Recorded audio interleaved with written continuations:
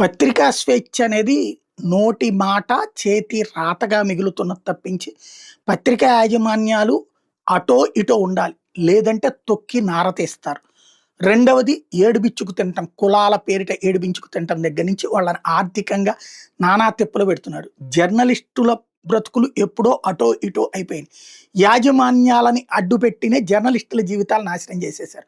Journalism అంటే ఇప్పుడు కేవలం వాళ్ళని జర్నలిస్టులు అని చెప్తున్నారు కానీ జర్నలిజం పేరుతో జర్నలిజం చేస్తున్నది యాజమాన్యం. అలాగని వాళ్ళు కడుపు నిండా తింటున్నారంటే వాళ్ళకి లేదు.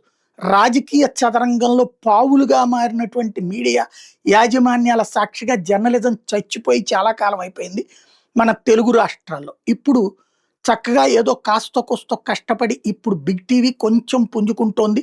బ్యాలెన్స్డ్‌గా వెళ్ళే ప్రయత్నం చేస్తుంది. ఇప్పుడు వాళ్ళని ఏడిపించుకు తింటున్నారట.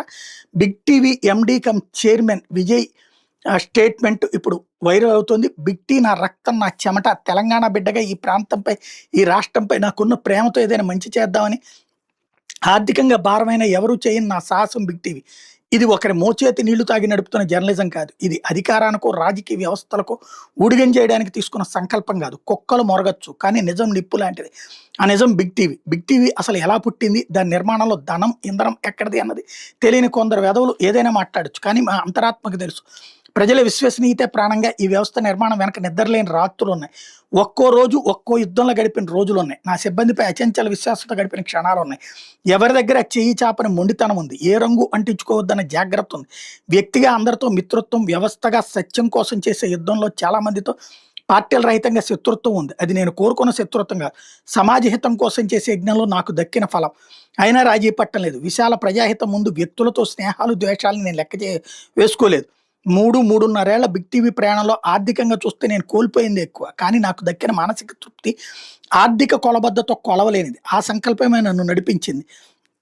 ఇక ముందు కూడా నడిపిస్తుంది అని చెప్తున్నారు. అట్ ద సేమ్ టైం అమెరికాలో ఇది ఇందులో ప్రధానమైనటువంటి అంశము అమెరికాలో నేను బిగ్ టీవీలో ప్రతి ఇటుక వెనక నిజాయితీతో సంపాదించిన సొమ్ముంది.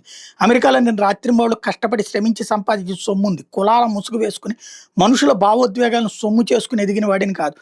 అధికార ప్రాపకం కోసం అర్రులు చాచను. కులం ముసుగుతో రాజకీయం చేయను. నేను రెడ్డి కులంలో పుట్టడం నా ఛాయిస్ కాదు.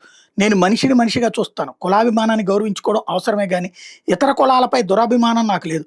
కులాల పేరుతో పబ్బం గడుపుకోవడం నాకు జాతి కాదు. కుల ఉద్యమాల పేరుతో, కుల సంఘాల పేరుతో దందాలు, భూ సెటిల్మెంట్లు చేయడం నాకు అలవాట్లేదు. నేను అమెరికాలో 15 ఏళ్ళు నిద్రలేని కష్టం చేసి తెలంగాణపై ప్రేమతో మన రాష్ట్రం, మన ప్రాంత చైతన్యానికి ఏదైనా చేయాలని తపంతో వచ్చాను. అమెరికాలో నెలకు ₹1,00,00,000 సంపాదించే అవకాశాలను వదులుకుని వచ్చాను. పచ్చనోటే నాకు ప్రాధాన్యత అయితే అమెరికాను వదిలేవాడినే కాదు. కోట్ల ఆదాయాన్ని వదులుకుని తలకు మించిన భారాన్ని ఎత్తినెత్తుకున్నాను.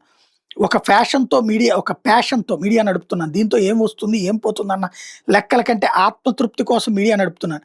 500 మంది నా తోటి వారికి ఉపాధి ఇవ్వగలుగుతున్నానన్న తృప్తి కోసం మీడియా నడుపుతున్నాను. నా ఛానల్‌లో పాత్రికేయులు ఎంత స్వేచ్ఛగా వార్తలు చేయగలుగుతున్నారో ప్రతి ఒక్కళ్ళకు తెలుసు. మధ్య మధ్యలో కొన్ని కలుపు మొక్కల హెచ్చరికలను లక్ష్యపెట్టను. ఏనుగు వెళ్తుంటే కుక్కలు మురుగుతుంటాయి. నేను మనిషిని మనిషిగా చూస్తాను. బలహీనుడికి రక్షణగా నిలవాలనుకుంటాను. నా వ్యవస్థను కూడా అదే సిద్ధాంతంతో నడుపుతాను.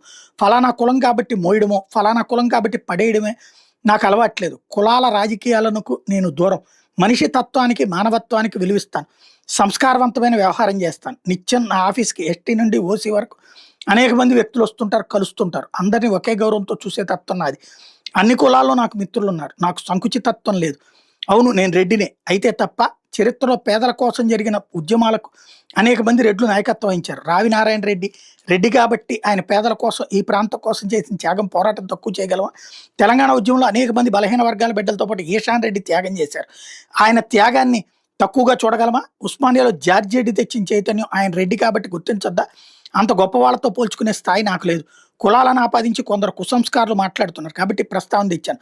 కులాల ప్రస్తావన తేవడం నాకు ఇష్టం లేదు. కాకపోతే కొందరు సంస్కారహీనులకు అర్థం కావడం కోసమే ఈ చరిత్రను చెప్తున్నాను. అగ్రవర్ణాలలో పుట్టడమే బలహీన వర్గాలకు, ఇతర కులాలకు ద్రోహం చేయడానికి అన్నట్టు మాట్లాడే మతిలేని వాళ్ళకి ఏం చెప్తాం?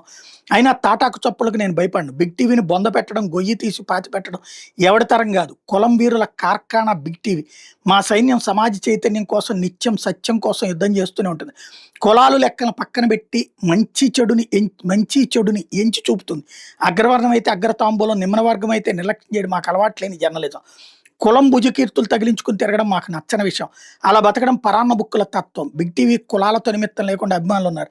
మా సైన్యం సకల కులాల సమ్మేళనం. మా కథనాలు అన్యాయంపై ఎక్కుపెట్టిన అస్త్రాలే తప్ప అన్యాయం అగ్రవర్గానికి జరిగిందా నిమ్న వర్గానికి జరిగిందా అని కెలికి చూసే నీచపు ఆలోచనలు కాదు. ఎవడో బొంద పెడితే పెట్టించుకోవడానికి, దారిని పోయే దానయ్యలు కాలు దూతే వణికిపోవడానికి బిగ్ టీవీ చిగురుటాకు కాదు, సత్యాన్ని బలంగా నమ్మి వేళ్ళూనుకున్న వృక్షం. అణగారిన వర్గాలు, అన్యాయమైన ప్రజల కోసం అన్నిత్యం మా లోగో రక్షణ కవచంగా ఉంటుంది. సమాజ చైతన్యం కోసం, ప్రజల ఆకాంక్ష కోసం శ్రమించే వ్యక్తులకు మేము సలాం చేస్తాం. అంతే తప్ప ముసుగు దొంగలకు, బ్లాక్మెయిల్ సన్నాసులకు భయపడేది లేదు అంటూ విజయ్ వెన్నం, ఎవరైతే big TV MD chairman statement ఇప్పుడు వైరల్ అవుతోంది.